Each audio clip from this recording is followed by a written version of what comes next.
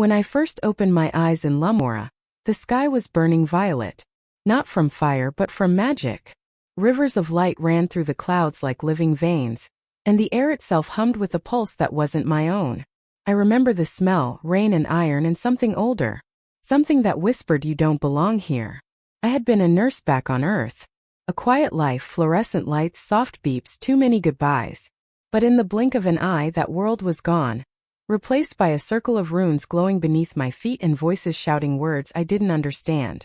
5 heroes from 5 worlds, a robed noble announced, his tone dripping with reverence. Chosen to save Lumora from the fire dragon. Pirith the Eternal. I didn't feel chosen. I felt stolen. Around me stood the others. 4 strangers with eyes full of disbelief and defiance. There was Leo, his hand already gripping the hilt of a sword that gleamed red in the torchlight. His voice was steady when everything else wasn't. There was Sabrina, tall and sharp-eyed. Her bow slung casually across her back as if danger were an old friend. Troy, the scholar, was already muttering equations under his breath, trying to rationalize magic. And Darius, leaning in the shadows, silent, observing. His eyes a little too calm, a little too tired. The nobles called themselves the Keepers of Flame. They told us we'd been summoned to destroy the dragon and restore balance to the 5 divine essences that shape their world.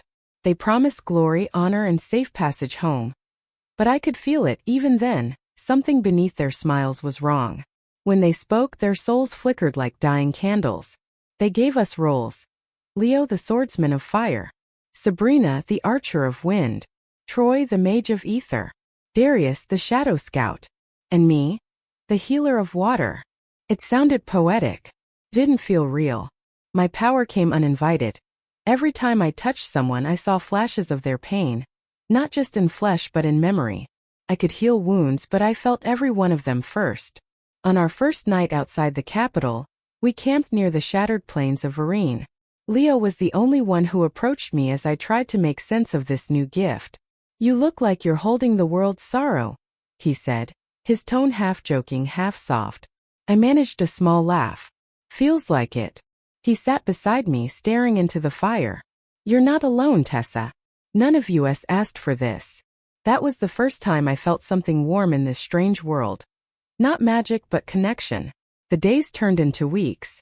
We traveled across forests of glass, where sunlight fractured into rainbows. We fought goblins that bled smoke, ogres with molten eyes.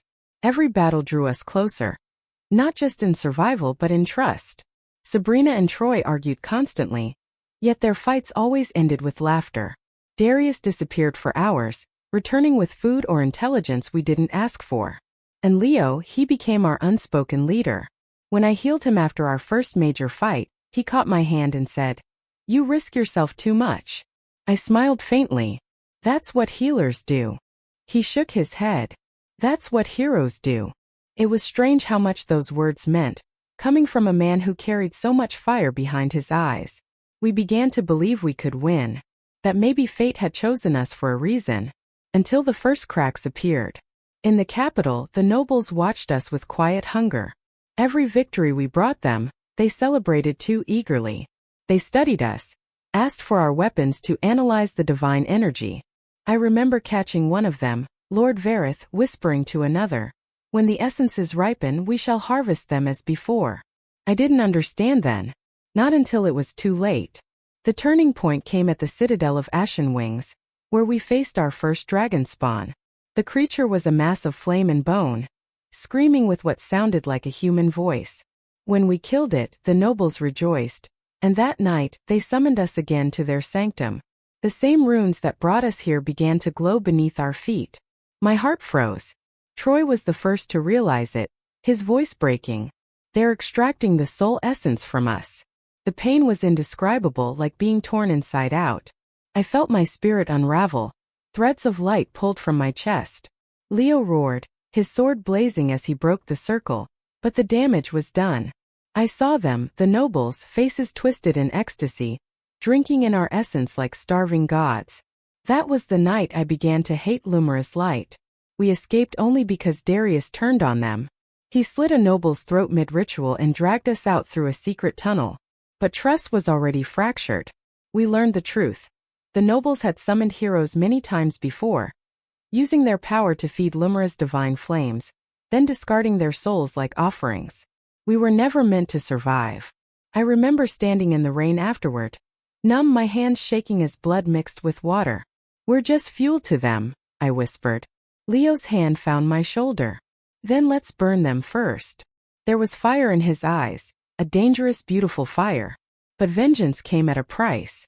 The closer we drew to the fire dragon, the more the nobles twisted reality itself to stop us. Sabrina nearly died in an ambush orchestrated by one of their spies. Darius vanished for days only to return changed, his eyes colder, his shadow longer. When I asked him what happened, he said softly, "Sometimes survival demands ugliness." I didn't press him then. I wish I had. Our final battle was at Mount Pirith, where the dragon slept beneath centuries of molten rock. The nobles forced our confrontation, 5 against an ancient god. The sky turned to ash. Leo's fire clashed against the dragon's breath. Sabrina's arrows streaked through storms. Troy's spells bent the heavens. And me, I healed until my body was nothing but pain. We won. At least it looked that way. But victory was their trap. The nobles arrived as we collapsed, seizing the moment. They activated the runes again, draining us, draining Leo, turning his flame against us. He looked at me in horror, realizing his own power was consuming us all. I ran to him. I remember his scream, the light, the heat, and then nothing. Only darkness. When I awoke again, the sky was violet. The same scent of rain and iron. The same circle of runes beneath my feet. The same voices shouting. 5 heroes from 5 worlds. I gasped. It was happening again. Only this time I remembered everything. The first few months in Lumora felt like a fever dream. The kind that you wake from trembling, unsure if you've seen heaven or hell. We became the 5 flames of salvation. People knelt when we passed. Children left flowers in our wake. The nobles toasted our names and promised us glory. But behind their jeweled smiles, I always felt the edge of something sharp. The palace in Aurelian was built of white stone that shimmered like moonlight on water. But at night, when the lanterns went out, I swore I could hear whispers bleeding from the walls, soft ancient voices murmuring like ghosts trapped in prayer. Leo laughed when I told him once, "You're too soft, Tessa. Not everything has a shadow." But Sabrina, quiet as always, had looked up from her spellbook and murmured, "Everything has a shadow. Some just hide better than others." We trained relentlessly, dawn to dusk. Kale drilled us in coordination. Leo sparred until his blade sang with sparks. Sabrina burned entire fields learning to control her fire magic.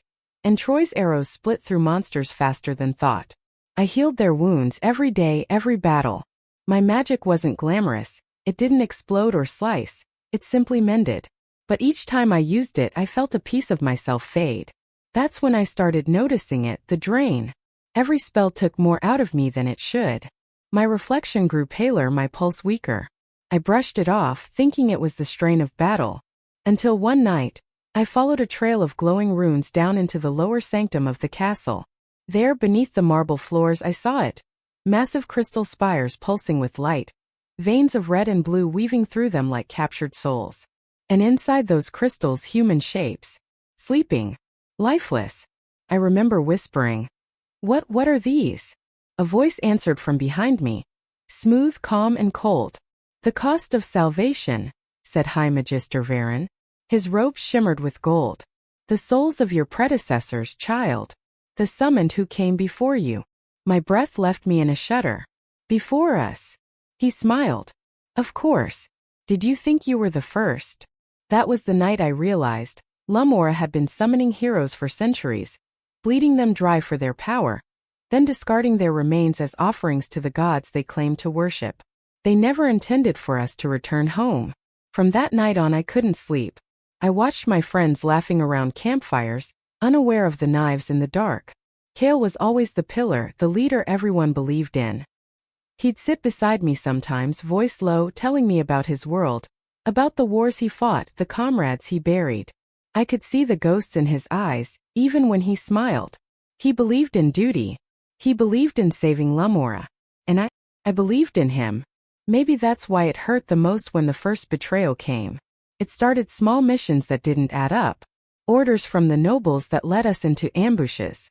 Leo barely survived a raid that wiped out half a village. Sabrina was blamed for collateral damage when a noble's estate mysteriously burned. Troy's arrows began missing their mark, not because of his aim, but because someone tampered with his supplies. They were testing us, breaking us down. And then the monsters began to change. The goblins we fought in the north. Their eyes burned with human rage. The trolls began speaking, begging for mercy. The ogres howled names of people long dead. It was as if something beneath Lumora's soil had awoken, something corrupted by blood and grief. I tried to tell Kale that it wasn't right, that maybe we weren't saving Lumora, maybe we were feeding it. But he wouldn't hear it. "We don't have a choice, Tessa," he said one night, jaw clenched. "If we stop fighting, more people die. And if we keep fighting?" I whispered. "How many more will die because of us?" He turned away, and I felt something between us fracture. The turning point came when Sabrina was captured. We were sent to cleanse the ruins of Vera, supposedly infested by a demon cult. But the cultists turned out to be children. Starving, abandoned orphans hiding in the catacombs. When Sabrina refused to burn them, the nobles accused her of treason. Kale ordered her imprisonment, under duress maybe, but he did it. And I watched as Sabrina was dragged away screaming, her hands bound, her fire dimming to embers. That night Leo nearly struck Kale down. Troy stood between them, his face carved in fury. And me? I healed them both, tears blurring my vision. That was the night we stopped being a team. Weeks later Sabrina escaped, half dead, her fire flickering wildly. She told us the truth. The nobles were performing rituals with the blood of the summoned. They were draining our soul essence, feeding it to something buried beneath the capital, something they called the heart of Lumora. It was then that the dragon appeared. A monstrous being of fire and sorrow, rising from the mountains like a living curse. The nobles claimed it was our final trial. I saw through the lie they had created it. We fought anyway, because we were too broken, too proud, too lost not to. And when it was over, I was the only one left alive. Kale burned. Sabrina vanished into flame. Leo fell shielding me. Troy's arrows shattered, his heart pierced by his own. And I, the healer, survived. Cursed to live, to remember, to return home hollow.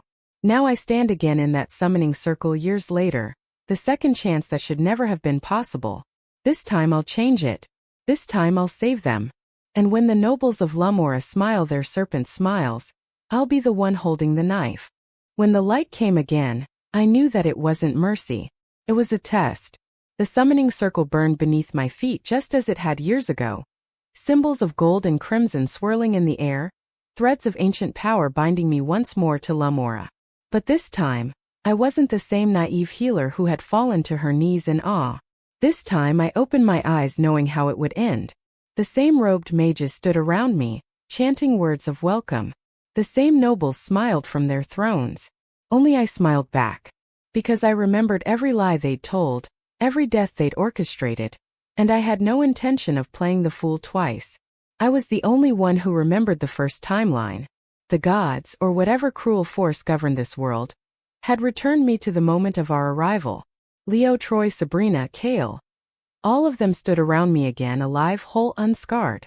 I wanted to fall to my knees and weep. But instead I whispered to myself, "Don't you dare." This time I would keep them alive. And I would make Lumora bleed. Training began again just like before. But every moment felt like walking through a haunted memory. I could predict every word, every movement. The way Leo would joke to break tension. The way Sabrina would quietly study from the edge of the courtyard. The way Troy would hum old songs from his world while sharpening his arrows. Kale still carried himself like a blade drawn too long, proud, stoic, burning with purpose. I knew how much it would cost him. And I knew I had to stop him before he reached that breaking point. So I changed things. Where I had once obeyed, I questioned. Where I had once healed blindly, I listened. To the pulse of magic in the land. To the whispers in the wind that spoke of buried pain. I avoided the traps the nobles set. I feigned exhaustion to skip the mission that had killed Leo before. I destroyed the corrupted crystals that would have poisoned Troy's weapons. I freed the spies the nobles had intended to use against Sabrina, gaining her trust earlier this time. Each small change shifted fate's current, bending it, reshaping it. But the more I changed, the more Lumora itself began to fight back. The land was alive, aware. The heart of Lumora, buried deep beneath the capital, pulsed faster with each alteration I made, like a wounded beast scenting danger.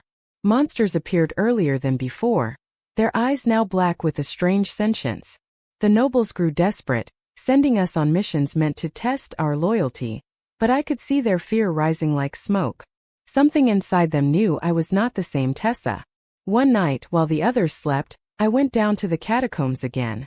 The same place I'd discovered the crystal chambers in my first life. Only this time the crystals were empty.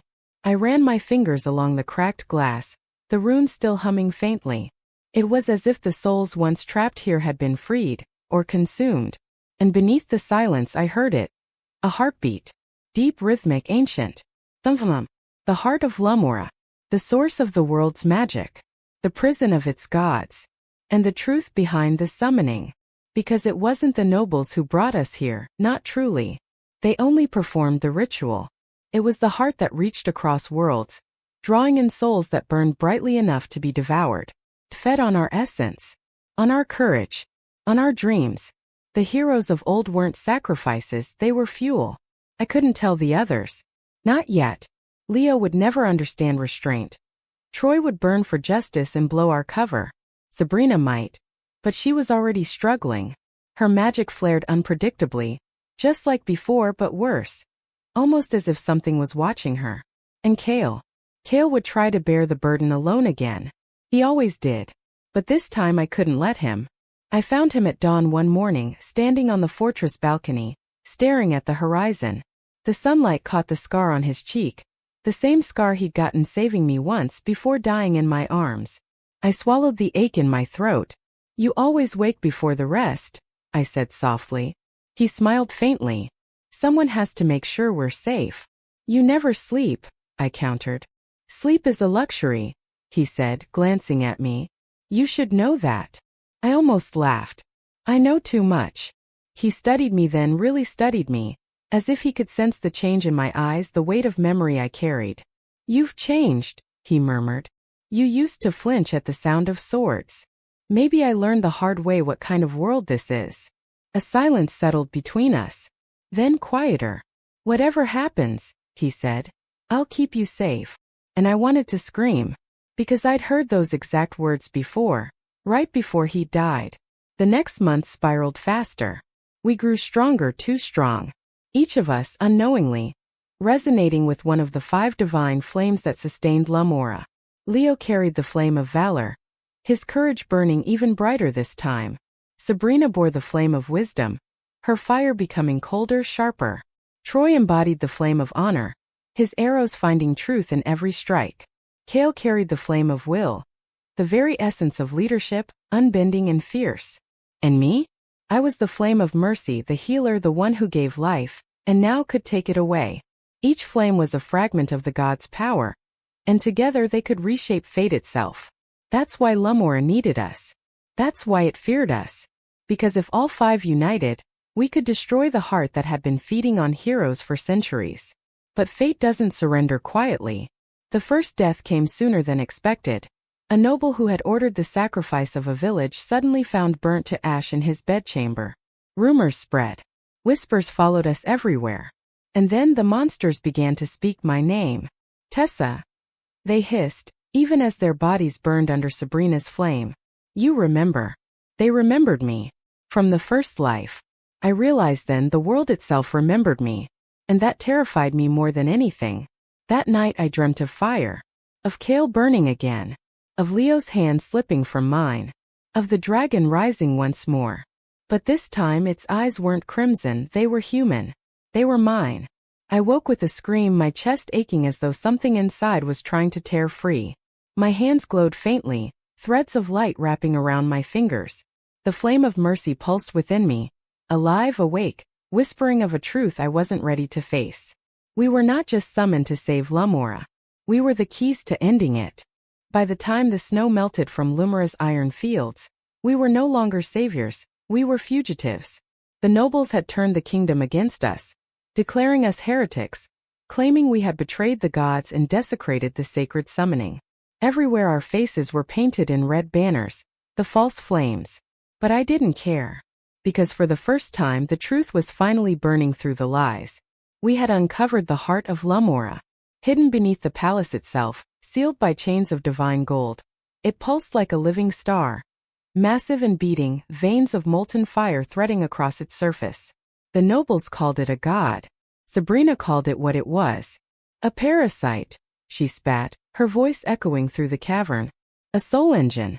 It eats us, Tessa. Every hero ever summoned, every drop of their power, is feeding this thing. Leo's fists trembled. Then let's kill it. Kale shook his head, blade low but steady. It's not that simple. If we destroy it, Lumora itself might die. I stared at the pulsing core, the light bathing our faces in gold and crimson. Then maybe it deserves to. They turned to look at me, my voice colder than my healer's hands had ever been. It was the first time I said out loud what my heart had been screaming since my first death. Let it burn. We ran after that. From city to city. From one ambush to the next. The resistance found us. A ragged network of farmers, ex-soldiers, and fallen priests who had seen too much. They called themselves the Ashen Veil. And they had waited for years for someone strong enough to break the cycle. Their leader was a woman with hair like storm clouds, Lady Myra. A former noble who had lost her family to the soul harvest. She looked at me and said, "So the healer has become the harbinger." I didn't deny it. We struck back. Every outpost, every sanctum, every ritual chamber. We tore them apart, scattering the soul crystals that chained Lumora's magic. Each victory freed the land a little more, but also weakened the barrier around the heart. And as that seal thinned, the monsters grew stronger. Because the heart wasn't just feeding, it was awakening. That's when the visions began. Each time I healed someone, I saw glimpses of the first world, my friends dying again and again in endless cycles. I saw Kale's blade break, Leo's laughter turn to screams, Sabrina's fire devour her own body, Troy's eyes dim to gray. Hundreds of lives. Hundreds of deaths. The same souls summoned again and again through the centuries, wearing different faces, dying the same way. We were not 5 heroes. We were 5 eternal offerings, reborn to fuel Lumora's endless hunger. And I was the only one who remembered. One night, when the moon bled red over the ruined citadel of Vera, Kale came to me. His armor was battered, his voice raw. "You're hiding something." I didn't answer. He stepped closer, eyes searching mine. "You always look at me like you already know what I'm going to say. Like you've lived this before." I laughed. A sound too bitter to be human. "Maybe I have. Tessa." His tone sharpened. "What aren't you telling me?" I looked at him, really looked, at the man who had once died in my arms believing he'd saved the world. And I told him the truth. About the cycles. The betrayals. The deaths. The dragon. About how he'd burned to ashes in my first life while I screamed his name. And about how I had returned, not for redemption but revenge. For a long time he said nothing. Then, "And you still trust me?" I smiled, a tear tracing down my cheek. "I trust you more than I trust myself." He drew a deep breath. "Then whatever happens, this time we face it together." And when he pulled me close, armor cold against my skin, his heartbeat fierce beneath it, I believed for a moment that maybe fate could be broken after all. But fate, as always, doesn't break quietly. The nobles made their final move. They performed a ritual, the ceremony of cleansing, claiming it would purify Lumora. But the truth was far darker. They intended to merge the 5 flames into one vessel, to resurrect the dragon, not as a beast but as a god. A divine weapon fueled by our souls. And they chose their vessel carefully. Kale. They captured him during an ambush at the gates of Aramor. When I found him, it was already too late, chains of golden fire binding him to a massive sigil carved into the palace floor. "Run," he whispered when I reached him. His eyes were glowing, the flame of will burning wild inside. "You can't stop it." "Don't you dare say that again," I said, voice shaking. "Not this time."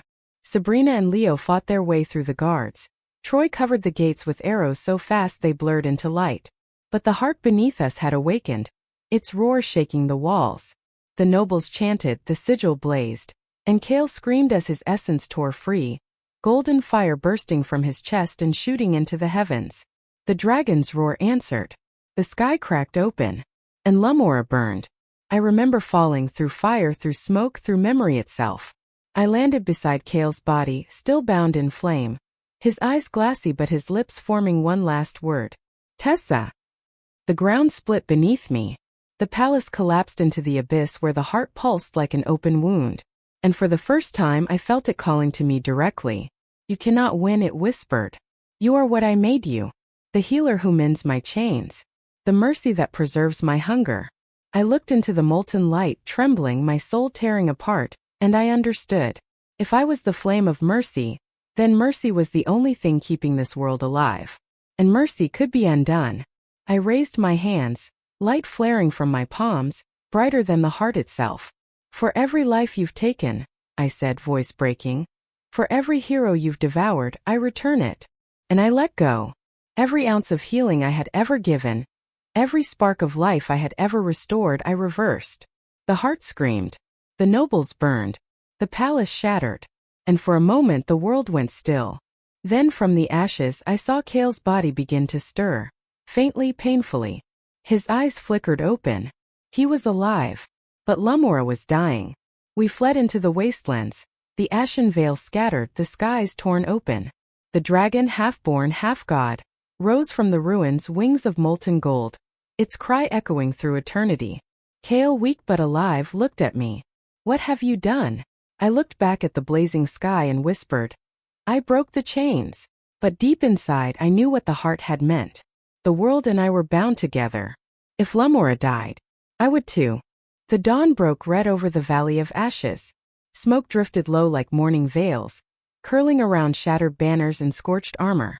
I stood on the blackened ridge, the staff of my ancestors trembling in my grasp. The final battle was upon us, the clash that would either cleanse or consume everything I loved. The Fire King's fortress rose before me, its obsidian towers pulsing with molten veins. Rivers of lava carved the earth like open wounds. Inside I could feel Kale's presence, steady, sorrowful, waiting. My army gathered behind me, weary yet unbroken. We end this today, I told them, my voice steady though my heart burned with dread. The wind carried their cry of ascent like a storm of sparks. As we advanced, the skies wept fire. The ground quaked under the wrath of ancient forces awakened. Elemental guardians, creatures of molten stone and searing flame, rose against us. I unleashed torrents of water magic, each strike a prayer, each wave a memory. The air hissed with steam and fury. When the fortress gates finally gave way, I entered alone. Inside, the Fire King awaited. No crown, no armor, only Kale in his true form. Weary eyes aflame with both love and regret. You shouldn't have come, he said. Then you don't know me, I answered. The air between us shimmered with unbearable heat. The flame must be sealed, I said. If it burns unchecked, it will devour both kingdoms. I know, he whispered, stepping closer. But sealing it means my end. I felt the truth strike like lightning. He was the flame, bound to it when he accepted the crown. To save our world, I would have to extinguish the man I once loved. Tears stung my eyes. Then we'll seal it together. Kale smiled, tragic and tender. You were always the light in my fire. We raised our hands in unison. Our magic intertwined, water and flame, love and sorrow. The energy surged, roaring through the fortress like a storm. The walls cracked, the heavens split, and in that blinding instant, I saw his eyes one last time. Not of a king but of a man finally free. When the light faded, silence reigned. The flame was gone. The fortress lay in ruins, cool to glass and ash. I stood amidst the stillness, alone but alive. Days later, when the rains came, flowers began to bloom upon the scorched earth. The people whispered that the Fire King's soul had become the sun itself, watching over us. I often look toward dawn and feel his warmth, not as a wound but as a promise. Love, I tell my listeners now, is not about possession or victory. It is about sacrifice, the kind that makes even ashes bloom. So if my tale touched your heart, let it remind you that even in your darkest nights, you hold the power to create light. Like and subscribe if you believe that love, in any form, can reshape the world. Our story ends where it began, in fire and in love.